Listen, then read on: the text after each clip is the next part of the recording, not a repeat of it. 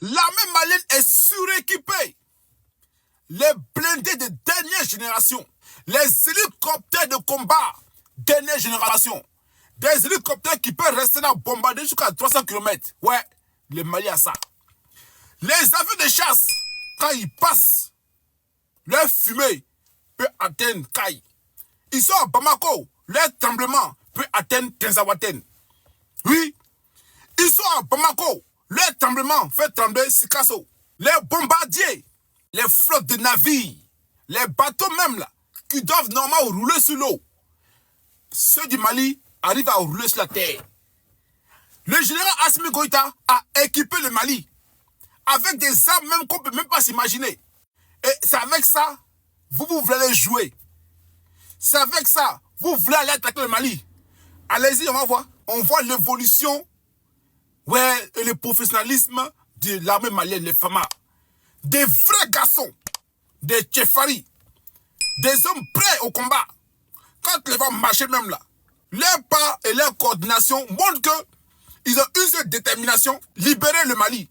Je suis très fier de vous les Maliens. Les 100 francs que vous payez là, c'est ça là. C'est avec ça que l'armée malienne est équipée. Les armes que vous voyez là, c'est pour vous. Les armes là, c'est vous qui avez payé. Ça vous appartient. Il n'y a pas de location dedans. Il n'y a pas de location dedans à Bébatalé. Et ça, on vous félicite pour votre sacrifice, peuple malien. Je suis fier de vous. Et le chemin n'est pas encore terminé. Hein. Le chemin est encore long. Continuez. Vous allez voir dans 10 ans. Vous serez l'Eldorado d'Afrique. Tout le monde va se battre par le Mali. Guys, après avoir regardé le défilé militaire du Mali à l'occasion de son 65e anniversaire, je pense que les terroristes, ils ont compris. Hein. Ils ont compris que désormais, c'est zéro chance. Plus aucune chance, c'est mort. Oui. Et déjà même à la veille, attendez, je vous explique.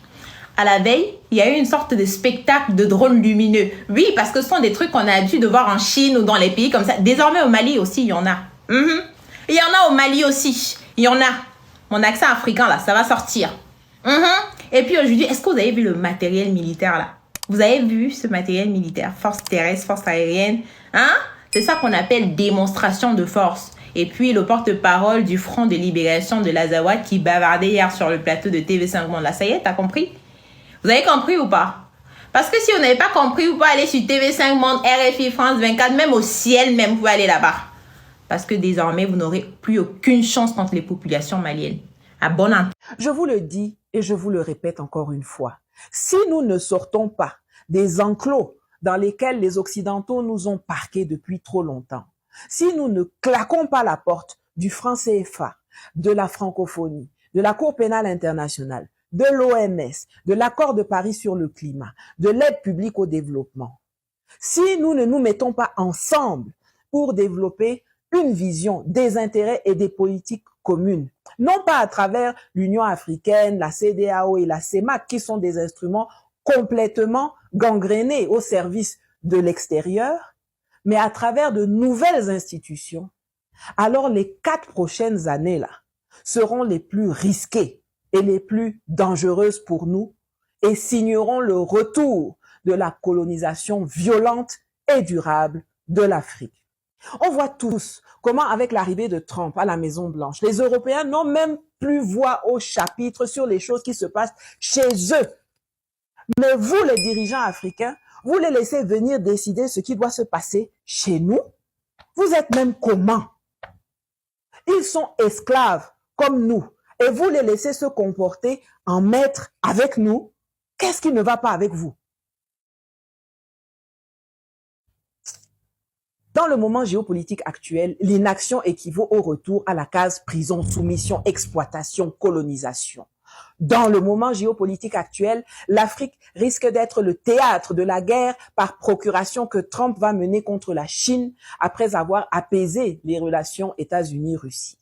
Dans le moment géopolitique actuel, le droit international a disparu et seule la loi du plus fort s'applique. Et c'est ensemble que nous sommes forts.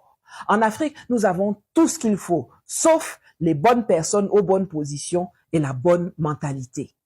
L'AES montre de façon embryonnaire ce qu'il faut faire. Les autres Arrangez aussi vos pays. La récréation est terminée. Mettez-vous au travail tout de suite.